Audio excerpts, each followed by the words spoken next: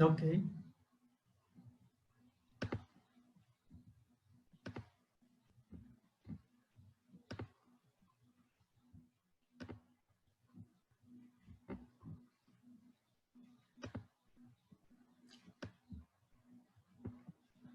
Muito bem, pessoal.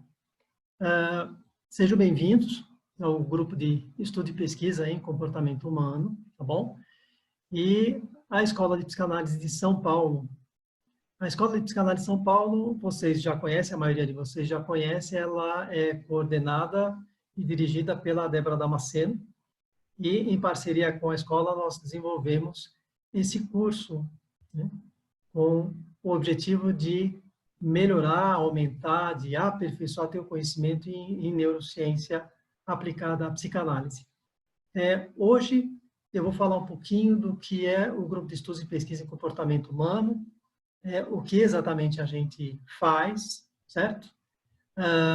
Como a gente desenvolve os nossos trabalhos, para vocês terem uma ideia de onde vocês estão entrando e com que pessoas vocês vão ter aula, vocês vão fazer o seu curso, ok? O GPEC é um grupo que teve início no Centro de Estudos de Medicina Comportamental, que é um setor da psicobiologia da Unifesp. Isso aconteceu há 14 anos atrás.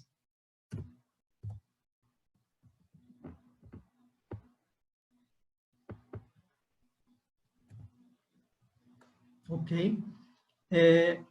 Atualmente, pessoal, as nossas reuniões, as nossas aulas e palestras acontecem em dois lugares. Ou no Centro de Estudos, que fica lá na Unifesp, no Centro de Estudos de Medicina Comportamental, ou na Escola de Psicanálise de São Paulo. Nós temos ficado bastante tempo na Escola de Psicanálise de São Paulo, da Débora, e vocês logo já vão entender por quê.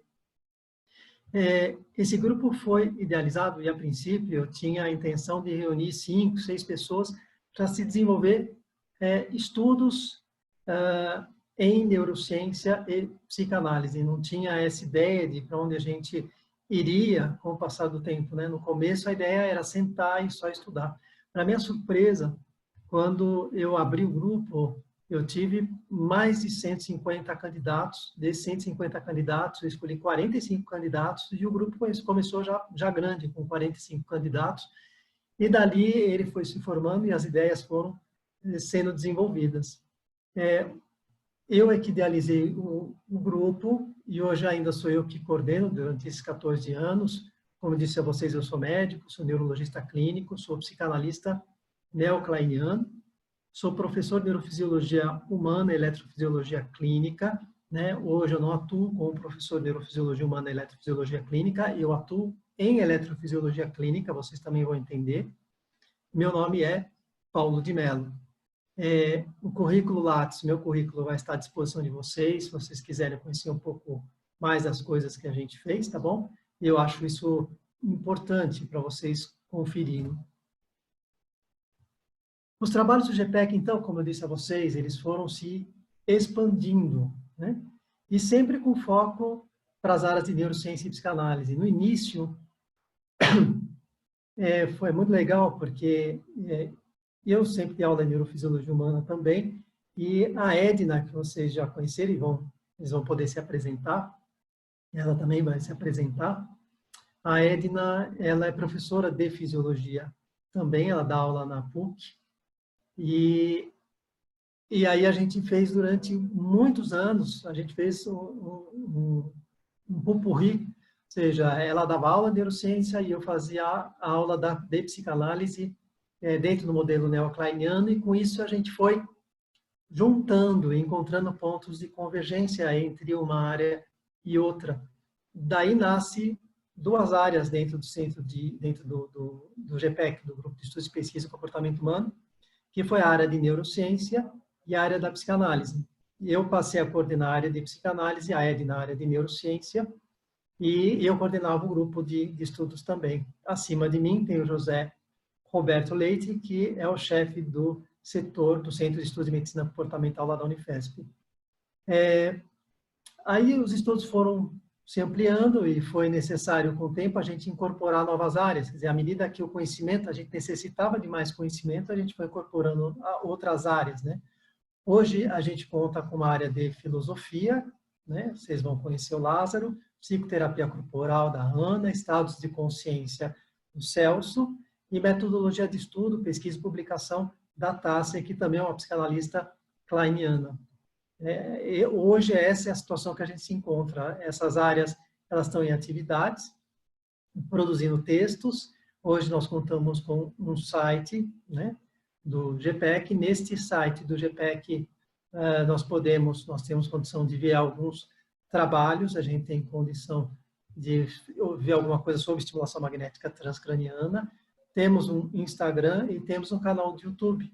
Também já existem algumas aulas lá, alguns vídeos que diz respeito àquilo que a gente faz e mais algumas coisas. Por exemplo, hoje tem vídeos e lives a respeito de Covid-19, ok? Tudo bem. Cada área, então, tem um coordenador e cada coordenador é aquele sujeito que tem um volume maior de conhecimento na sua área, ok? Nesse curso de aperfeiçoamento em neurociência aplicada à psicanálise, estes coordenadores vão ser os seus professores, ok? Parece que todos estão aqui, menos a Débora, tá bom? Mas a maioria já conhece a Débora e vocês vão ter a oportunidade de conhecê-la mais para frente. Além dos coordenadores, o GPEC conta com 10 assistentes de pesquisa que se reúnem com a gente regularmente e nos auxiliam no desenvolvimento dos nossos trabalhos. O coordenador do GPEC sou eu, Paulo de Mello, coordenadora da área de neurociência Edna Bertini, de psicanálise a Débora Damasceno, de filosofia o Lázaro Freire, de psicoterapia corporal Ana Maria Grimaldi, da área de estados de consciência Celso Nogueira e na área de metodologia de estudo, pesquisa e publicação a Tássia. Vocês estão vendo uma porção de figuras aí interessantes, né?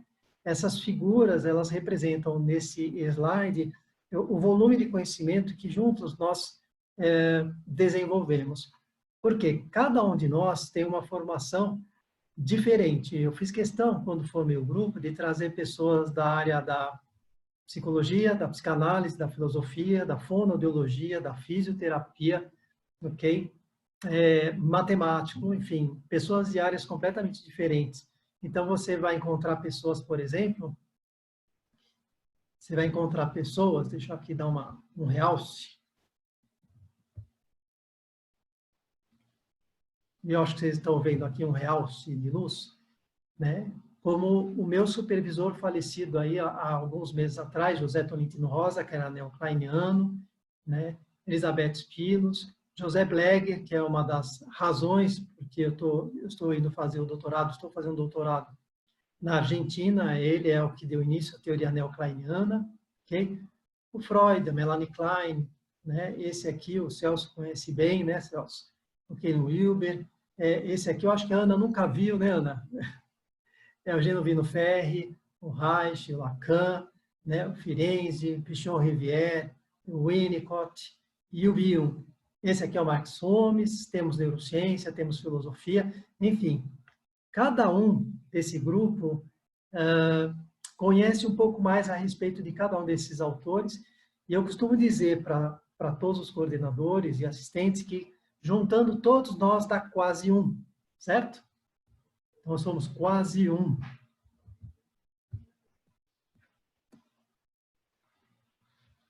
Contamos também, o Grupo de Estudos e Pesquisa em Comportamento Humano conta com a TMS. TMS, do inglês é Transcranial Magnetic Stimulation, ou estimulação magnética transcraniana. É um equipamento que nós estamos utilizando, passamos o ano de 2019 nos habituando a ele. Esse equipamento nós utilizamos para tratar pacientes com depressão e dor crônica, é um equipamento que está em meu consultório. Essa sala é uma sala que tem que ser toda preparada. Aquela bobina em branco que vocês estão vendo ali, ela tem uma potência de ressonância magnética de 1,5 Tesla, ou seja, ela fica concentrada naquele espaço pequenininho, certo? E a gente utiliza esse equipamento para poder desenvolver trabalhos de pesquisa. Nós já temos algumas aulas preparadas pensando nesse equipamento e nos casos clínicos, que é a descrição de casos clínicos, e temos aí ideias e projetos, principalmente para a área do Celso, a área de estados de consciência também. Então, contamos com equipamento. Depois vocês podem perguntar como ele funciona, enfim, qual que é o que esse equipamento faz, o que ele faz com os módulos cerebrais, por que a gente está fazendo uso, tá bom?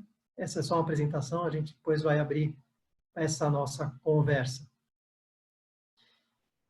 Esse equipamento a gente modula a atividade neural, elevando ou reduzindo a atividade bioelétrica, tá? E o metabolismo de áreas do cérebro. A gente consegue aumentar ou reduzir a atividade neural, ok? E, como eu já disse, a área de estados de consciência é a área que provavelmente vai mais se beneficiar desse equipamento nos nossos trabalhos. O GPEC, ele conta com um acordo de pesquisa com a Escola de Psicanálise de São Paulo. Ok. Nós fizemos o seguinte, nós estamos nos unindo e já nos unimos alguns serviços e entidades importantes, alguns grupos importantes para o desenvolvimento dos nossos trabalhos, ok? Então, a gente conta com um acordo de pesquisa com a Escola da Débora, né? A Débora, vocês estão vendo aí embaixo, a Débora Damasceno. O GEPSOS, que é o Grupo de Estudos e Pesquisa em Saúde Oral Sistêmica, do Departamento de Dermatologia. Quem dirige, quem coordena esse grupo é o Dr. Carlos Alberto Monson. O Carlos Alberto Monson, ele já foi coordenador da área de metodologia de estudo, pesquisa e publicação do GPEC, ok? O IBAR, Instituto Brasileiro de Análise Reichiana. Vocês olhando as fotos ali em cima, da esquerda para a direita, nós temos o Genovino Ferri, o Aquiles, a Mary Jane, que é com quem a gente tem mais contato, a Maria Melo e a Maria Beatriz. Com estes grupos, nós já temos trabalhos publicados aqui no Brasil e também publicados no exterior. Temos um trabalho pronto com o Genovino Ferri, que é italiano, e devemos publicar esse trabalho na Argentina. Temos mais 2 trabalhos também. Um trabalho já foi aceito na Argentina, que nós estamos fazendo a tradução e vamos encaminhar para uma publicação agora em julho, um trabalho justamente sobre a posição viscocárica, que é uma das posições neocleinianas desenvolvida por José Blecher, que também foi argentino e morreu em 1970. O foco do GPEC, né? Você vê nessa figura, fica bem claro que o GPEC mistura a psicanálise com neurociência, né? Dentro de um nível de compreensão. Mais lá na frente vocês vão começar a entender por que estudo de neurociência aplicada à psicanálise não é neuropsicanálise, né? Isso a gente ia dar na primeira aula, mas nós vamos ter tempo para falar sobre isso, não vai ser no dia de hoje. O foco do nosso grupo sempre foi desenvolver uma conversa, né, buscando pontos de convergência ou de coincidência entre neurociência e psicanálise, e para isso a melhor maneira de se fazer isso é por meio de estudos transdisciplinares, ok? É lógico que nós não fazemos só isso, ok?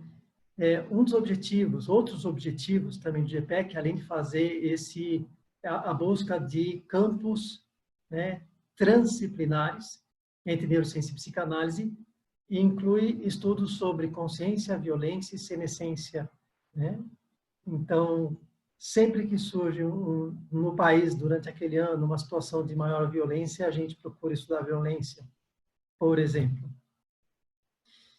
Em 2019, nós seguimos com um projeto de apoio social, um projeto voluntário do grupo, que muito tem dado orgulho a todos nós.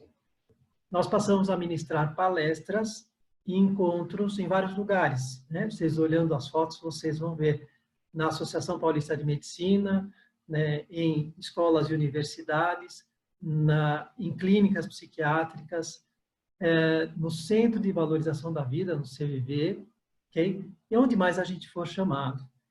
A última aula que nós demos, acho que deve fazer perto aí de um mês, se eu não estou enganado, foi uma aula para 120 alunos do curso técnico de radiologia e de enfermagem. Essas aulas, esses encontros que a gente tem realizado é para diminuir o índice de suicídio no Brasil. Nós vimos um aumento muito grande e temos trabalhado com muita força nesse sentido. sempre que damos uma palestra, nós analisamos bem o grupo. Uma coisa é dar uma palestra, se vocês olharem a foto embaixo, com crianças. Essa foto, esse trabalho que foi feito com crianças, foi feito na Igreja Adventista, com crianças que são crianças da igreja, né? O pastor da Igreja Adventista nos chamou porque estava preocupado, porque começou a ouvir murmúrios, né? Conversas entre as crianças e preocupação com relação ao suicídio. Então, nós fizemos um acampamento na escola adventista em Santo André, com essas crianças. A Ana Maria me orientou a respeito de como eu deveria fazer essa dinâmica, porque não é a minha especialidade, e fiz essa dinâmica. O Fábio estava junto, a minha esposa Silvia estava junto, ela é enfermeira, e pudemos levantar algumas questões que diz respeito a qual ou quais eram os elementos mais importantes e fundamentais no aumento de risco de suicídio nessas crianças. Então, tivemos que fazer uma dinâmica sem sequer falar a palavra suicídio, né? E identificamos algumas questões também que depois a gente pode conversar. Diferente, por exemplo, de uma exposição numa igreja evangélica, ou como o Dejair fez no CVV, né? Ou numa escola técnica de radiologia e de enfermagem, ou então na Associação Paulista de Medicina, quando nós estamos dando aula para pediatras num simpósio, e a gente vai falar sobre esse assunto também. Então, são abordagens diferentes que têm que ser desenvolvidas, e não tem nada melhor do que ter pessoas de várias áreas nos auxiliando para que a gente possa desenvolver da melhor maneira possível. E o resultado tem sido bastante interessante, bastante legal, e isso tem dado muito orgulho a todos nós. Essa decisão, em 2019, ela foi tomada por um forte desejo do grupo de contribuir com a promoção de uma vida com qualidade, utilizando-se para isso de uma experiência de um grupo de estudos e pesquisa que há mais de uma década, há 14 anos, se dedica a entender melhor o comportamento humano, as suas relações, as suas paixões, ideações, medos e desejos. Exatamente no dia de hoje, hoje, né? Hoje é dia 3, né? 3 de abril, nós sentamos, antes agora de falar com vocês, nós tivemos uma reunião desde as 3 da tarde, porque estamos nos organizando para desenvolver um trabalho psicoeducacional, objetivando aí apoiar, instruir e instrumentalizar, além de orientar segmentos da população sobre o Covid-19. Na verdade, eu já venho desenvolvendo esse trabalho com mais de 1.000 pessoas, são 1.000 pacientes que estão numa lista de transmissão, mais 150 pessoas fora, e a gente vem desenvolvendo textos, lives e vídeos com o objetivo de aumentar a chance de a gente atravessar essa fase e chegar lá do outro lado, depois disso tudo resolvido, o maior número de pessoas vivas. Eu, pessoalmente, né, iniciei um doutorado agora em janeiro na Argentina, em psicologia clínica, para me aproximar e aproximar o GPEC, o Grupo de Estudos e Pesquisa em Comportamento Humano, da escuta neocleiniana e da forte psicanálise argentina, né? A intenção, entre outras, é lógico que eu quero aprender muito com os argentinos, a gente poder promover e desenvolver trabalhos e artigos, encontros em conjunto, o GPEC com a Universidade de Ciências Empresariais e Saúde de Buenos Aires. Isso já está dando certo, porque nós já temos um trabalho aprovado e vamos encaminhar mais 2 trabalhos também, 2 artigos para aquela universidade. Muito bem, eu vou agora encerrar essa divisão de tela com vocês para vê-los novamente. Então, por enquanto, o que eu quero é apresentar os coordenadores, encerrando a apresentação dos coordenadores. Nós vamos abrir a perguntas para a gente começar a conversar e depois falar um pouquinho com vocês sobre como a gente pretende trabalhar, como a gente pretende fazer o nosso curso de alguma forma andar. Combinado? Ok. Então, vou pedir para a Edna. Edna, você tira o teu telefone do mundo, se apresenta, okay. Todo mundo, vou pedir para vocês serem rápidos, tá?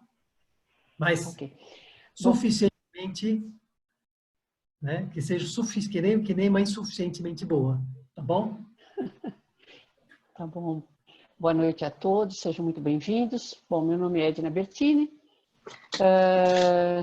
Minha primeira formação é em farmácia bioquímica, depois eu fui agregando algumas coisas aí pelo meio do caminho, né? Quando eu conheci o Paulo, fiz a a medicina comportamental, fizemos juntos. O ano passado fiz uma formação em psicanálise, depois, o ano passado, eu concluí uma primeira fase de formação em análise reichiana. Atualmente, eu pertenço ao GPEC, nessa condição de coordenação em neurociência e a psicofarmacologia, que são os dois grandes áreas de estudo que eu me dedico. Sou professora na PUC, de bases fisiológicas do comportamento. Dei muitos anos aula de fisiologia, como o Paulo falou, né? Para pessoal da farmácia bioquímica, assim como em farmacologia, e hoje eu coordeno farmacologia clínica na Faculdade Oswaldo Cruz e leciono na PUC de São Paulo para o pessoal da psicologia, nessas disciplinas de bases fisiológicas do comportamento. Bem, eu acho que é isso aí, Paulo. E a Edna é doutora pela USP. Esse que é um assunto de tem importância. Não tem tanta importância assim. Eu fiz mestrado e doutorado em farmacologia e atualmente eu estou estreando como professora de neurociência e psicofarmacologia aplicados à análise reichiana lá no IBAR, no Instituto de Análise Reichiana brasileiro, né? Brasileiro da análise reichiana, então, da Mary Jane. A Mary Jane é a presidente do Instituto. É isso aí, muito pessoal. Bem. Então, nós vamos agora seria a área da Débora, de psicanálise, né? A Débora Damasceno, psicanalista, freudiana, né? Eu acho que muita gente aqui foi ou é aluna da Débora, então você já conhece a Débora. É uma pessoa que a gente gosta bastante, é uma pessoa que tem muita garra e tem muito conhecimento na área. E lembra que eu falei para vocês que eu comecei coordenando a área de psicanálise? Né? Assim que eu conheci a Débora, a gente jogou uma isca, né? Nós fizemos um curso de extensão em neurociência em neuropsicanálise em 2011. Na verdade, foi uma isca que a gente jogou para caçar pessoas para vir para o grupo. Então, uma das pessoas que a gente caçou e trouxe para o grupo foi a Débora. Quando ela veio para o grupo, eu já coordenava o grupo e a área de psicanálise. Eu passei a área de psicanálise para a Débora. A psicanálise tinha uma cara muito kleiniana, que era a minha cara, né? Neocleiniana, que era a minha cara. Hoje ela tem uma cara mais misturada aí, né? Fica eu e a Tássia brigando com a Débora aí, né? Melanie Klein versus Freud. A gente tenta, né, fazer o melhor possível para mostrar que a Melanie Klein é melhor, mas a gente não conseguiu ainda, né Tássia? Brincadeira à parte, eu entreguei a coordenação da área de psicanálise para a Débora, que eu acho que a gente precisa de alguma coisa mais raiz, né, mais Freud mesmo, para poder dar uma organizada, uma base maior para o resto do nosso conhecimento. Eu vou passar agora para o Lázaro. Eu vou pedir para o Lázaro também se apresentar rapidamente, o que ele faz, como ele faz, né? O que ele acha que ele pode fazer para contribuir para o curso. Enfim, Lázaro, é contigo. Vamos lá. Eu me chamo Lázaro Freire, sou coordenador de filosofia no grupo, né? Por extensão aí, epistemologia também, essa parte o que a gente pode saber, como pode saber, método científico, enfim. Mas eu trabalho com filosofia mais dentro da área aí de sentido de vida, de construções intelectuais, de raízes do inconsciente, etc. Bom, em termos de formação, eu sou filósofo, a minha formação de filosofia tem ênfase em ciência da religião, mas não só. Sou engenheiro também, elétrico, com ênfase em eletrônica, mas isso é em outra encarnação, né? Muito tempo atrás. Psicanalista, tenho algumas extensões aí pós, em Jung, em Counseling, Psychology, tenho uma pós também, extensões em psicopatologia, psicofarmacologia, dei aula de filosofia em alguns colégios. Hoje eu, o Paulo e a Edna, a gente dá aula na extensão de medicina comportamental, lá do Centro de Medicina Comportamental, né? A Edna não citou, mas de onde o grupo se formou ali, né? Eu dou aula de filosofia lá, evidentemente. O que mais que a gente poderia falar? De formações, tenho as pós em psicopatologia, pós não, extensão em psicopatologia, psicofarmacologia, enfim. No grupo, eu faço essa mediação aí com a origem do conhecimento, né? com a filosofia, com a questão do sentido de vida, com o existencialismo, fenomenologia, enfim, esses outros corpos de conhecimento de sentido. E volta e meia, acabo dando um palpite, né? Eu ajudo um pouco também quando a coisa vai um pouco mais para a área de Jung ou de estados alterados, que é a área do Celso, né? O Celso depois vai se apresentar, mas eu também, às vezes, contribuo com alguma coisa nessa área. Acho que, grosso modo, é isso. Perfeito, obrigado, Lázaro. Atendo em psicanálise também, normalmente atendo em psicanálise, faço supervisão. Vocês imaginam a dificuldade, pessoal, que foi para encontrar um filósofo. Esse era um buraco muito grande que o grupo tinha. E eu sempre, desde o início, eu falava para todo mundo, para a gente precisa de um filósofo. E aí encontramos um filósofo. Quando chegou esse filósofo, eu falo que assim, para entrar no grupo, no GPEC, tem que ter, acima de tudo, tem que ter muita boa vontade e tem que ter caráter. Esse filósofo, quando ele entrou, né, ele tentou bagunçar o coreto, ele entrou no esquema de competição com as pessoas do grupo. Ele não ficou 3 meses. 3 meses eu abri a porta e convidei ele para sair. E aí ficamos mais alguns anos sem filósofo, até que o Lázaro volta também no curso de extensão em psicanálise, né, em 2011, né, Lázaro? Também sim. A gente trouxe o Lázaro e ele vem nos ajudando a compreender um pouco essa relação e a filosofia como base fundamental para o conhecimento da neurociência e da psicanálise, porque, queira ou não queira, a gente bebeu na filosofia o nosso conhecimento, certo? Por ordem de entrada, Tássia. A filosofia da mente também, né? Eu acho que complementa. Desculpa. Pode falar, Lázaro. Não, a filosofia da mente também complementa, né? O que a mente pode saber. E lembrando também que a Débora também é filósofa, né? Ela é filósofa pela USP, ela entrou junto comigo e acaba sendo complementar, né? Porque ela é uma filósofa de uma outra linha, tem a formação mais USP, a minha formação ela é muito mais metafísica, dela é muito mais imanente, a gente acaba trabalhando junto. Fomos co-coordenadores durante muito tempo também. Ser bem lembrado.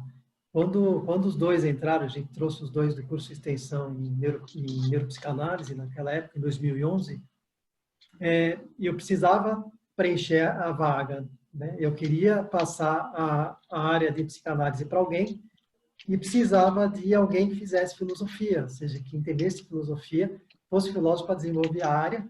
E eu tinha essas duas pessoas que entendem de psicanálise e que entendem de filosofia ao mesmo tempo, né? Mas sendo a Débora mais freudiana, mais raiz, como escola de psicanálise, mais dedicada à psicanálise, e o Lázaro mais dedicado à filosofia, eu fiz essa opção de entregar a área de filosofia, de a gente criar a área de filosofia com o Lázaro coordenando e entregar a área de psicanálise para a Débora. Eu acho que eu acertei na mosca, certo?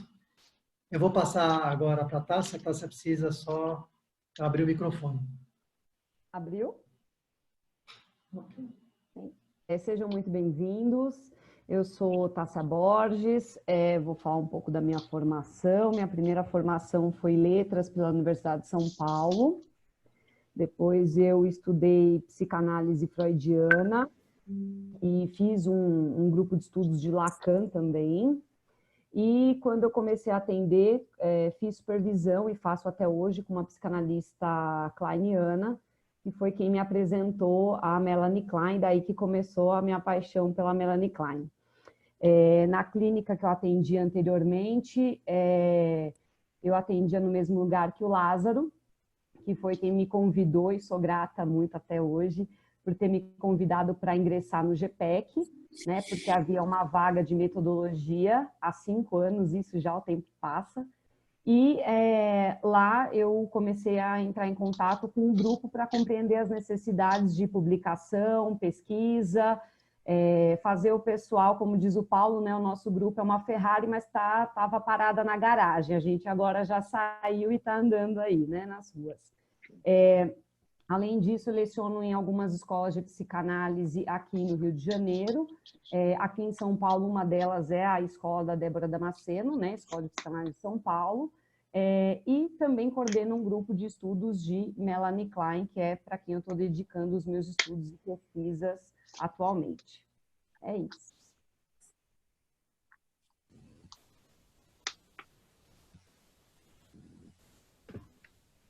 Muito bem. A Tássia é quem pega no pé de todo mundo para escrever, né, Tássia? Sim. Para escrever os textos, escrever os artigos, para fazer as coisas que a gente tem que fazer. Vocês vão ter, para quem não conhece, vão ter oportunidade de conhecer. Bom, seguindo, temos a Ana Maria Grimaldi. Ana, eu vou abrir teu microfone, tá bom? Quero que a Ana se apresente. A Ana é a coordenadora da área de psicoterapia corporal. Fica à vontade, Ana. Você já falou, meu nome é Ana Maria Grimaldi, sou psicóloga, analista haitiana, que é uma psicoterapia clínica e analítica que inclui o corpo, a psicanálise, a neurociência e a psicopatologia funcional. Vocês vão saber depois tudo isso, como é que acontece. Estou no grupo do GPEC há 14 anos, foi a primeira turma, né, com o Paulo e a Edna. E quem mais? Tem outras. Não, só nós três. Além de psicóloga, eu fiz, além de analista haitiana, eu fiz também a especialização da psicanálise do envelhecimento na PUC, faz bastante tempo, não me lembro o ano. Também trabalho com idoso, trazendo o idoso, vendo todas as questões corporais do idoso também. O importante para mim, nesse momento, é o GPEC, que se destina a estudar e conhecer os seres humanos e as razões dos seus comportamentos, e todo o meu conhecimento está mais focado em comportamento também humano, porque depois, assim, comportamento para mim abrange tudo isso, né? E é isso. Muito Esse bem. é o meu objetivo. Então, vamos agora para o Celso. Abri meu microfone agora. Tá chegando bem a voz? Tá ótimo. Tá certo. Então, eu sou da turma de 2011. Fiz o período e o modelo que nós pensamos para esse agora, né? Assim, Sim. com todas as atualizações desses vários anos e de vários trabalhos que a gente vem fazendo.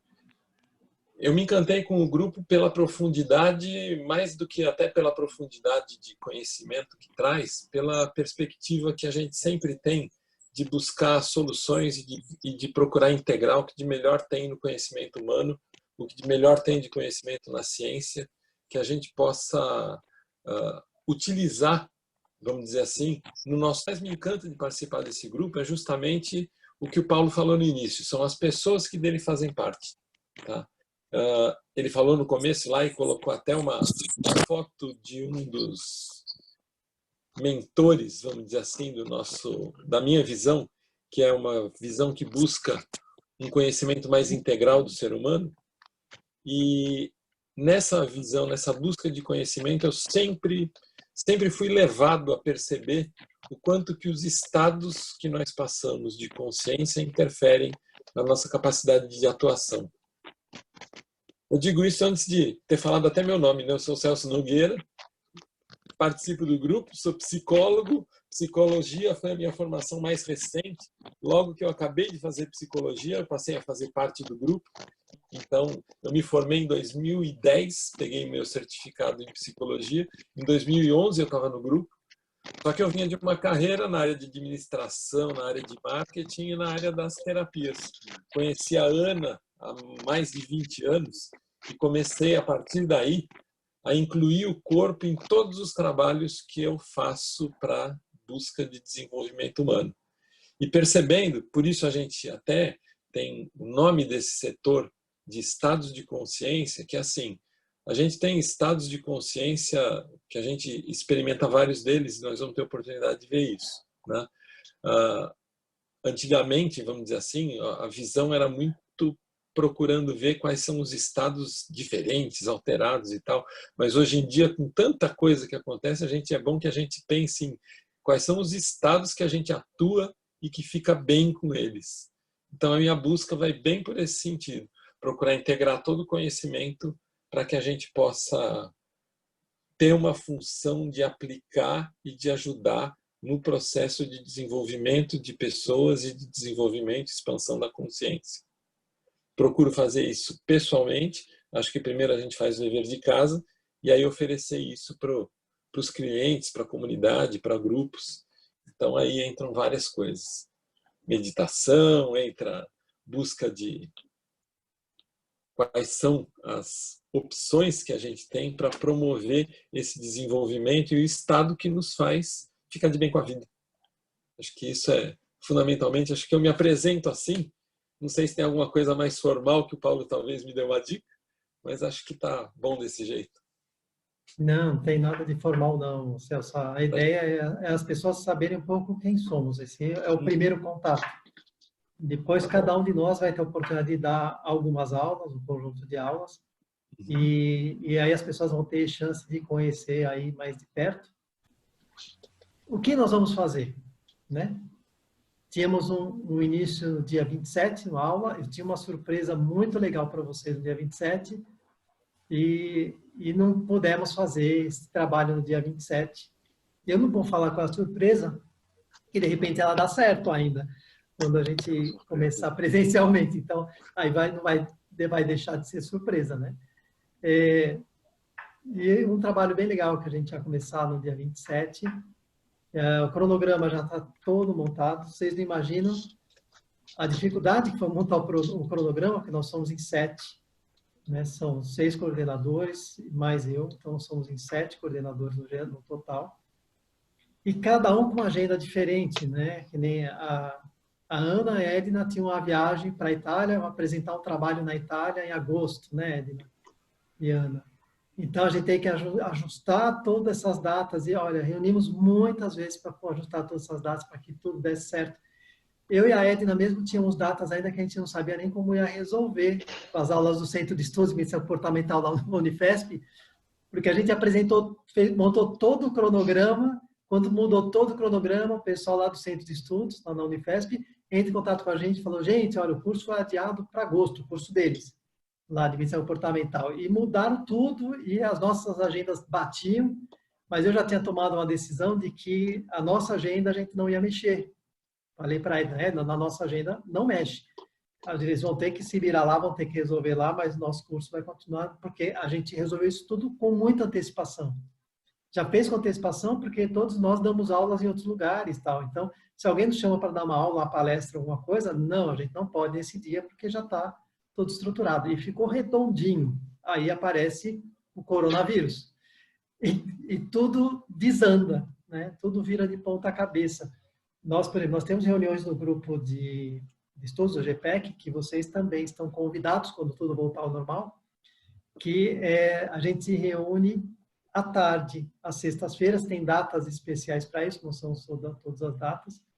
E durante esse ano a gente convidou professores de fora, montamos toda uma agenda, convidamos, você imagina, quase todas as sextas-feiras, né? Ou sexta-feira sim, sexta-feira não, a gente, porque tem muito feriado, a gente, uma reunião à tarde com professores de tudo que é canto e todo mundo concordou e todo mundo ajeitou a sua agenda e todo mundo, está tudo ser acertado.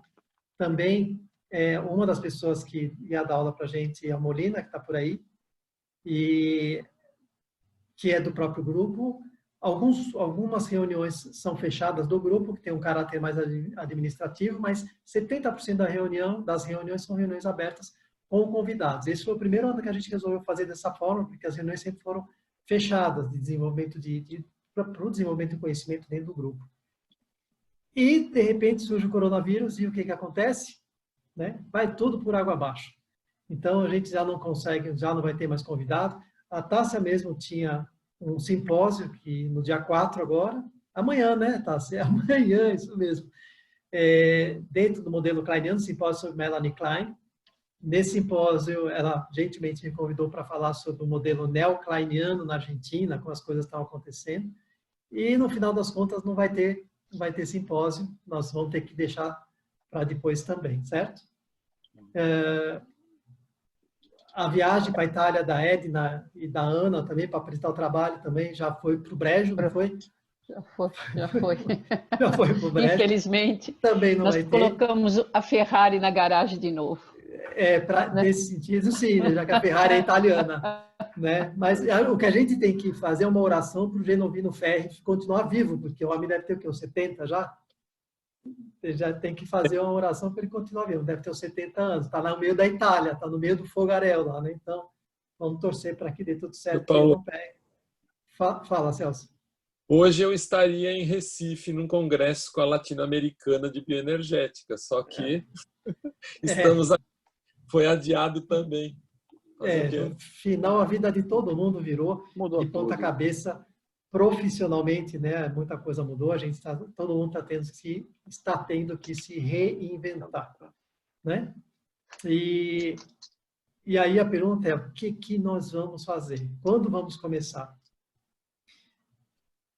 Como eu disse a vocês, eu tenho lido, estudado muito. Eu até não comecei essa reunião antes. Eu expliquei isso para vocês no WhatsApp, porque eu estava de trabalho, eram 24 horas por dia. Quando eu falo 24 horas, não é brincadeira, eram 24 horas mesmo. Eram trabalhos com os pacientes, eu sou neuropsiquiatra, então, com essa loucura toda, eram 200, 300 WhatsApps, telefonemas com pacientes por dia, e eu tentando resolver, até que eu resolvi fazer uma lista de transmissão, botei todo mundo e comecei a instruir todo mundo, né? Primeiro pedindo para ninguém ficar olhando mais notícias de WhatsApp, e comecei a dar notícias oficiais, instruindo, orientando e cuidando. Estabeleci uma relação transferencial com o grupo, com esses quase 1000 pacientes, uma relação patriarcal, propositalmente, ou seja, assumi todo mundo com o fio, botei todo mundo debaixo da asa, e graças a Deus todo mundo compensou, está todo mundo bem, tá todo mundo, vamos ver agora, né, que as coisas vão esquentar, mas eu continuo, fiz uma live dia 1, né, o Lázaro participou, o Fábio participou. Então, nessa live, né, tinha lá, acho que 60, 70 pacientes participando, tirando dúvida, conversando com eles no YouTube. Essa live está gravada no YouTube, acho que vale a pena vocês verem. Foi uma live respondendo perguntas deles a respeito do Covid. Essa aproximação trouxe muita tranquilidade. Mas eu estava assim, ocupado, até cansado, eu não conseguia fazer mais nada. Essa era a minha grande preocupação, era deixar todo mundo compensado. Como é que eu ia compensar, né, 3.000 pacientes ao mesmo tempo? 3.000, não sei, mas 1.000 a gente conseguiu compensar e segurar. Bom, e aí vem as outras coisas também, né? Vem o grupo, as reuniões de GPEC, vem as reuniões do nosso curso, o que a gente pode fazer para acertar isso. Então, a primeira coisa que fica muito claro é que a gente não vai ter condição de fazer nada que seja presencial. Alguém discorda? Acho que não, né? Não dá para fazer nada que seja presencial, ok? Nós estamos numa espécie de internação numa UTI reversa dentro de casa e tem que fazer isso mesmo. Se alguém tiver dúvida, né, eu boto ali a transmissão, eu mando lá os textos, os vídeos que eu mandei, os trabalhos, para vocês verem que de fato tem que ficar num isolamento, né, por mais que possa haver algum nível de coerência entre outros discursos, se há alguma coerência, não é sempre que tem uma coerência que ela corresponde à verdade. Né? Muitas coisas parecem coerentes e não são, principalmente no que diz respeito a algoritmos, tabelas e gráficos, né? Necessariamente não funciona quando você fala de população, com uma heterogeneidade tão grande, com uma subjetividade tão grande, não dá para a gente analisar dessa forma. A verdade é que nós estamos todos numa situação muito difícil e de mãos dadas, juntos, a gente consegue sair dessa situação e atravessar essa fase com uma fase melhor. E essa fase melhor vai demorar muito tempo, não vai ser tão rápido assim. A fase difícil só está começando e deve ir até final de maio, por aí. As coisas devem começar a voltar ao normal em junho e julho. Então, nós estamos, no doutorado, nós estamos tentando resolver a questão se a gente vai, né? Eu tenho que passar quase 3 semanas na Argentina, em julho. A gente não sabe se vai ter, se não vai ter. O que eu vou fazer é o que eu tenho que fazer, que é estudar, tem uma aula online que a gente tem que estudar, uma aula, tem que fazer alguns trabalhos. Eu vou fazer tudo o que tem que fazer, deixar tudo pronto como se eu fosse. vou preparar os artigos que a gente está publicando, que a gente está traduzindo, quer dizer, eu vou seguir o caminho, mas eu tenho quase certeza, para não dizer que eu tenho certeza absoluta, eu tenho quase certeza que eu não vou para a Argentina em julho. Eu acho que a Argentina mesmo vai receber a gente, né? Se vai receber, vão fazer o teste que está chegando aí, o IgM e o IgG, para saber se a gente já teve coronavírus ou não. Então, se em julho a gente não sabe o que vai fazer, o que nós vamos fazer com o nosso curso, né? Eu tenho, assim, eu acho uma visão otimista, a gente começaria em agosto. Uma visão otimista, a gente começaria em agosto. Aí, o que tem que fazer? As aulas estão todas organizadas, os módulos montados, e eu vou ter que sentar novamente com todos os coordenadores. A ideia é a gente preservar as mesmas datas. Inicialmente, essa é a ideia. Porque vocês já se organizaram dentro dessas datas, né? Então, eu vou tentar manter as mesmas sexta-feira à noite, às 19, às 22 horas, certo? Uma pausa pequena no meio para o café. O que eu vou tentar é só transportar as aulas para lá, para frente, entendeu? E ao invés de a gente acabar em abril, do ano que vem, a gente termina mais para frente, dependendo do tempo que a gente vai levar para começar. Eu acho que seria a melhor saída, certo? Eu vou dar espaço para vocês falarem, opinarem também, porque isso não é ditadura, né? Nós vamos ter que conversar e ver o que a maioria decide e aquilo que é possível fazer. Então, primeiro, as aulas presenciais eu acho que não tem que fazer lá para frente. Aí alguém falou para mim assim, poxa, vamos começar então aulas online, ok? Então, vamos lá. A aula online, na minha opinião, ela não é tão produtiva quanto uma aula ao vivo. Certo? Tem uma coisa, tem um sangue na aula ao vivo, a gente conversa, a gente vê no rosto, a gente ri, a gente, sabe, tira as dúvidas, a gente abraça quando chega. Agora tem que tomar cuidado para abraçar, mas a aula ao vivo ela é completamente diferente, ainda mais para quem é velho, que nem eu, que nem a Edna, né? Que a gente já está velho no campo, já estou formado faz 32 anos, dou aula há 30 anos, e a aula online fica estranho. Eu estava me sentindo estranho agora falando para vocês, porque eu estou olhando e não estou vendo nada, eu só estou vendo o slide que eu estou apresentando para vocês, sem saber nem se vocês estão ouvindo o slide que eu estou falando.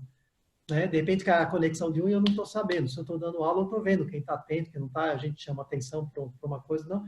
Então, sem dúvida, uma aula presencial, na minha opinião, é insubstituível. Mas não dá para fazer aula presencial, não agora. Se não desse para dar aula presencial nunca, eu ia falar, vamos fazer online, certo? Mas vai dar para fazer aula presencial em algum momento. Então, eu acho que vale, nem que seja de máscara, mas a gente vai fazer aula presencial em algum momento. Então, eu prefiro postergar o começo para depois. Mas o que a gente faz até lá? Não faz nada? Não, eu não vou deixar vocês dormirem em casa. Vocês acham que vocês vão ficar sexta-feira sem fazer nada? Não vão. Sabe? Nós vamos arrumar coisa para vocês fazerem. Então, a ideia é a seguinte. Eu não quero que a gente tenha um curso formal. Ou seja, o curso de vocês vai começar presencial quando começar, que vai ser presencial, com toda a estrutura que já está montada. Só que até lá, leve 1 mês, 2 meses, 3 meses, 4 meses, eu quero marcar reuniões como essa, regulares com vocês, né? Reuniões que são temáticas, para a gente falar sobre temas que estão relacionados com aquilo que a gente vai ver lá na frente. É uma espécie de, vamos estudando isso para a gente se preparando para a aula que, por exemplo, a Edna, eu e a Edna nós vamos falar sobre neurofisiologia, então vamos falar sobre córtex pré-frontal. Né? A Edna vai falar sobre neurônios, né? Sobre circuitos neurais, assim, vou falar sobre neuroanatomia fisiologia das emoções, né? Fisiologia das emoções, neuroplasticidade e tal. Então, o que é que a gente faz? Pô, vamos pegar um dia e vamos falar sobre neurônio? Então, a gente pega um dia e fala sobre neurônio. Vocês estudam o neurônio, dão uma olhada, que é, meu Deus, o que é neurônio? E aí, a gente tem uma conversa como a gente está tendo agora, informal. Se a Edna quiser, ela apresenta, sei lá, 4 slides, 10 minutos de slide, 15 minutos, uma apresentação, e depois a gente se põe a conversar, vocês perguntam, tá? Para manter vocês em atividade e para vocês começarem a se entrosar com determinado assunto. De repente, o Lázaro quer falar, né, sobre Nietzsche, porque ele acha que Nietzsche vai ser importante para aquilo que a gente vai desenvolver. Bom, vamos falar alguma coisa sobre Nietzsche? Então tá, a gente manda pelo WhatsApp um texto para vocês lerem, vocês leem o texto, e aí o Lázaro faz uma apresentação, que pode ser verbal, do jeito que eu estou falando, não necessariamente precisa ter slides, tá bom? vai falar, terminou de falar, ele começa a perguntar, conversar, né, organiza. Eu vou estar em todas as reuniões, tá bom? E aí vocês vão ter mais assunto. A ideia é, enquanto vamos fazer uma coisa boa, enquanto essa coisa que parece ruim, mas não é, vocês vão entender que essa história dessa pandemia vai trazer muita coisa boa depois, né? As pessoas, eu entendo que as pessoas vão melhorar muito depois dessa baita crise que a gente está entrando agora. Mas até lá, vamos fazer o seguinte: vamos produzir conhecimento, né? Vamos falar um pouco sobre neurociência aplicada à psicanálise, falar um pouquinho quem é o Mark Solms, vamos falar sobre o Mark Solms, vamos falar quem é o Mark Solms, né?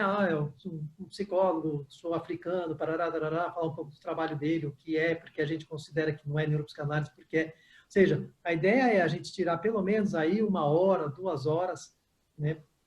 Cada sexta-feira, nos dias que já estão marcados, que já estão agendados de reunião de vocês, né? Para a gente conversar sobre um determinado assunto. O nosso local de conversa vai ser o WhatsApp, então por isso é importante que vocês não usem o WhatsApp para qualquer coisa, sabe? Tipo assim, bom dia, sorrisinho, boa noite, carinha. Não, tá certo? Eu prefiro não ver nenhuma mensagem no WhatsApp durante uma semana e quando entrar uma mensagem, entrar alguma coisa que seja importante para o grupo. Por quê? Porque mensagem WhatsApp para outras coisas, né? Que nem a gente tem a família para mandar, a gente tem de amigos para mandar, né, esse monte de notícias, essas coisas todas, ou brincadeiras, ou vídeos com piadas, etc. Vocês mandam em outros grupos. Para não fazer do nosso grupo um grupo cheio de tranqueira, porque senão as pessoas desistem de olhar. Porque eu, por exemplo, tem grupo que eu pego, eu ponho o dedo no celular e faço assim, eu nem leio o que está lá, né? Porque eu já sei que não tem muita coisa que interessa, mas ainda me interessa estar naquele grupo por alguma razão, de repente eu sei que eu posso trazer alguma contribuição, mas eu quase que não leio o que está lá, porque, nossa, cansa. Eu não quero que o nosso grupo se transforme nesse tipo de grupo. Então, assim, poxa, você tem um texto legal, interessante, sobre neuropsicanálise, você quer postar, não tem problema, pode postar, desde que seja um texto. Se a gente achar que esse texto não é bom, eu vou fazer um comentário, esse texto não é legal por causa disso, disso, disso. Se alguém descobrir um livro legal, tá, puta, olha, posso colocar? Põe o livro lá, não tem problema nenhum. Tem dúvida se deve colocar ou não? Clica lá em cima, me procura e pergunta para mim, olha, eu queria fazer isso, eu posso? Eu vou falar, pode. Eu vou falar, não, não pode. E às vezes o não pode não é porque é ruim. Às vezes o não pode é porque não tem relação com aquilo que a gente vai fazer no grupo.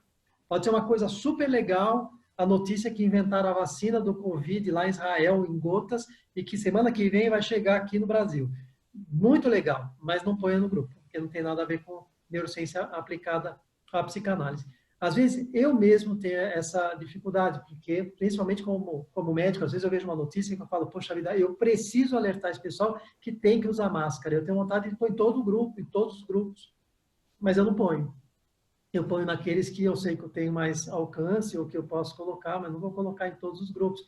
Por exemplo, Edna, no grupo do Colas, né, do grupo do Colas da Unifesp de hipnose, eu não ponho, porque eu sei que ele não quer, então eu não ponho. Mas dá uma coceira no dedo para ir lá colocar e falar, gente, usar máscara. Mas realmente não tem nada a ver usar máscara com os trabalhos que ele desenvolve lá na Unifesp. Então, eu não coloco.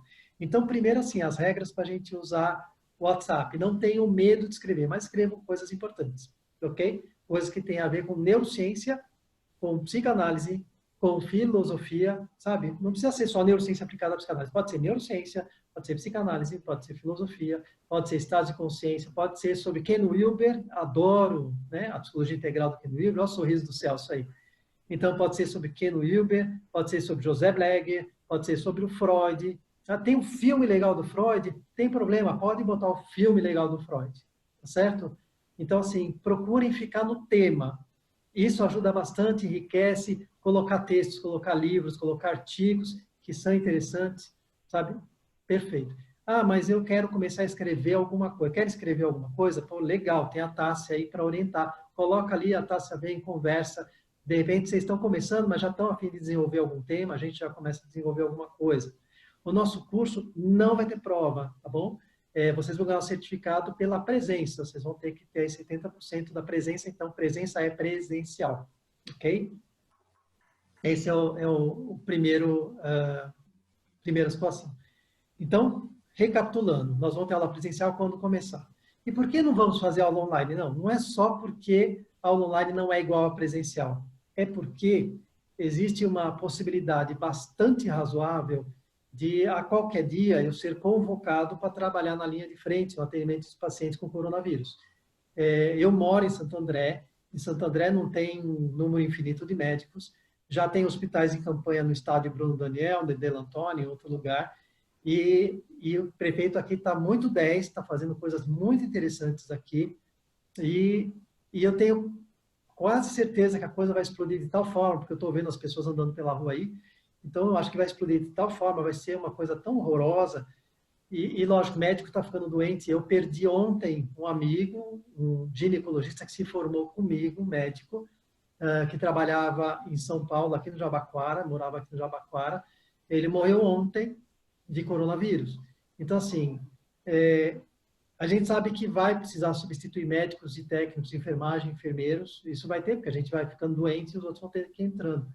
E em algum momento, eles já estão começando a chamar os mais novos, os residentes, os médicos do 6º ano já estão convocando, porque eles têm uma incidência de adoecimento menor do que nós somos mais velhos, né? Eu estou com 55, estou com 56 anos, então a gente tem uma incidência maior de adoecimento, mas em algum momento eles devem estar chamando a gente para trabalhar. Eu não quero assumir um curso com vocês e, de repente, eu ficar um mês afastado, porque eu vou ter que estar trabalhando, entendeu? Então, eu prefiro que a gente vá fazendo esses encontros às sextas-feiras, nas datas marcadas, e se acontecer de eu receber uma convocação aqui na minha porta, eu já aviso vocês que nós vamos parar até que eu volte dessa situação, né? Ou até que isso diminua e a gente possa fazer presencial, entendeu? Então, por isso eu tenho receio de assumir esse compromisso com vocês, porque eu não sei o que vai acontecer. Então, acho que é muito melhor a gente se encontrar nas datas que a gente marcou, todo mundo tem no calendário, certo? As datas, qualquer coisa a gente põe de novo aí no WhatsApp. Se tiver alguma dúvida, também tem algumas informações no site do GPEC também. A Aline também, que é secretária da escola, que está aqui com a gente também, ok? Também pode informar vocês. Então, a ideia é essa, a ideia é a gente fazer os encontros virtuais para conversar sobre temas diversos, não vai ser na mesma sequência, de repente eu vou falar 3, 4 vezes seguida, a Edna fala, eu queria falar sobre esse assunto, vai falar, a Ana, o Celso, ou seja, a gente vai conversando entre nós e vendo quem está com essa disponibilidade, né, de desenvolver um determinado assunto. Sempre que possível, a gente vai dar os textos para vocês, ou as referências que vocês possam acessar e levantar. Tem alguns textos que são bastante difíceis, por exemplo, o José Blegger tem um livro chamado Simbiose e Ambiguidade. Eu só soube de 2 pessoas que têm esse livro, eu e mais uma outra pessoa. Então, assim, é um livro que já está, claro, esticou o dedo, que é um livro que você encontra cedo, que não vende mais, que eu escondo as 7 chaves, entendeu? Tá assim, vocês não vão achar. Então, o que a gente pode fazer? Pegar aquele capítulo, fazer a gente faz uma digitalização do capítulo, bota em PDF o capítulo para vocês, e aí vocês leem, né?